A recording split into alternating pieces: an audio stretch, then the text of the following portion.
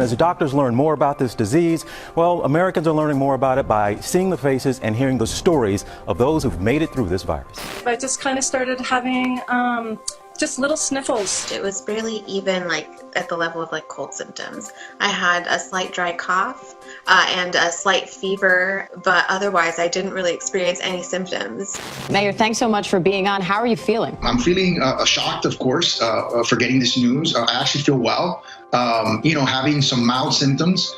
Cold-like symptoms, but otherwise feeling very well, very healthy. I'm feeling okay. My temperature's fine. I don't have a fever. I don't feel any restriction within my breathing or my lungs. The symptoms I'm having are like a normal cold, like a flu. I had a little bit of fever, headache, general discomfort. I was stuck in bed. I had a headache.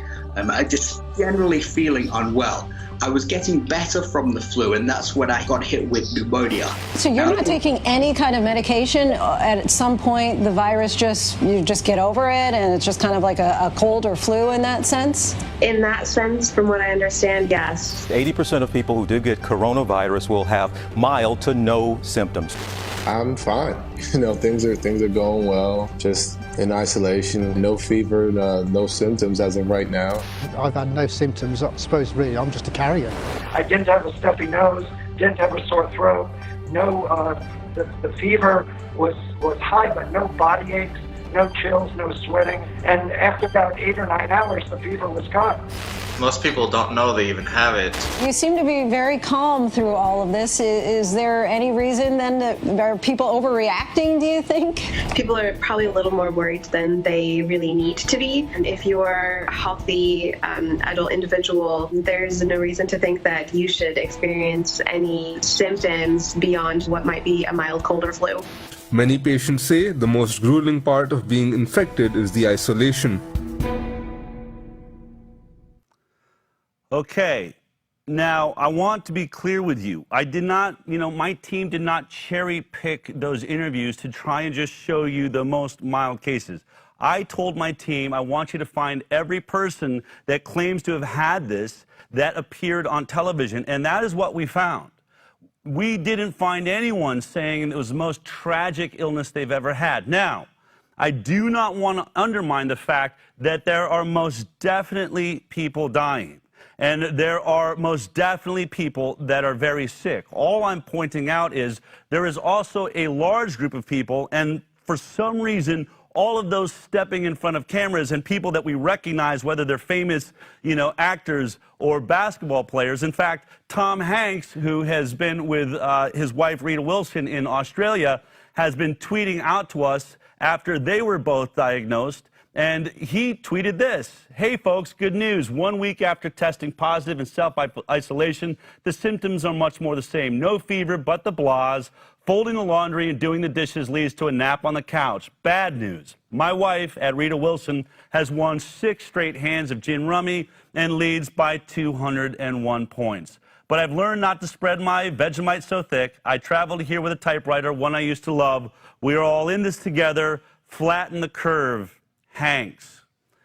We're going to hear more and more about this flattening the curve, meaning let's flatten the death rate. There's 2 ways that happens. That happens by either the disease is mitigated and disappears, or our testing becomes so profound that we start seeing that many, many more people are actually not experiencing symptoms and just are not reporting. In fact, Johns Hopkins put out this article, which states, what really should be the obvious. Don't believe the numbers you see. Johns Hopkins professor says up to 500,000 Americans have coronavirus.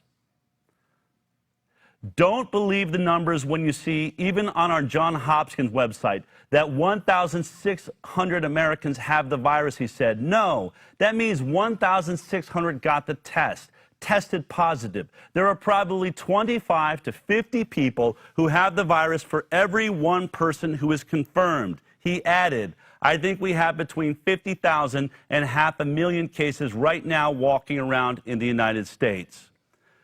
Okay. So there's the potential that this is not a crisis of disease, but a crisis of lack of ability to test. Donald Trump was asked about this in the recent press conference. This is what he had to say.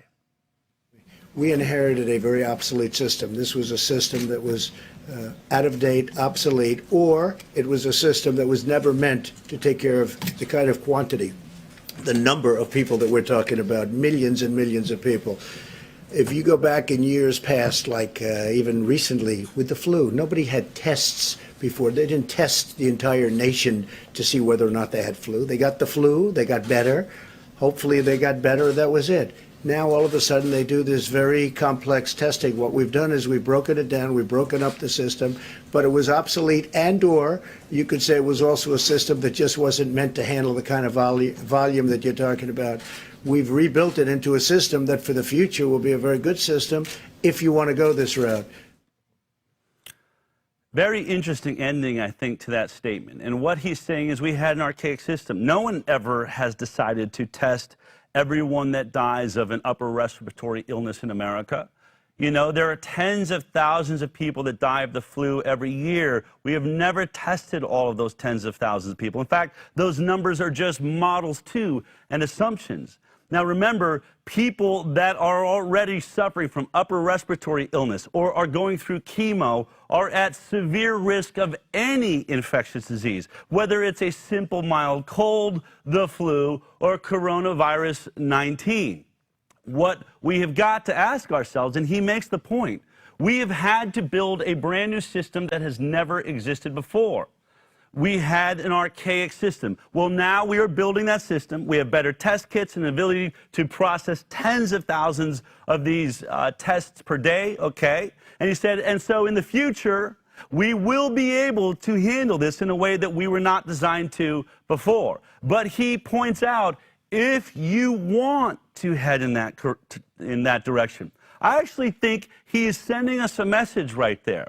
Because we really do have to ask ourselves the question, if we had always tested everyone that was dying in hospitals and looked at the flu vaccine or looked at the flu virus or the cold virus, would we think that there was a pandemic going on? Would flu look much more dangerous if, by the way, we're isolated and only focusing on the most serious cases? To make my point, we have to look at Italy. Look at the headlines in Italy and what they show us about the health of people and the largest percentage that are dying of COVID-19. 99% of those who died from virus had other illness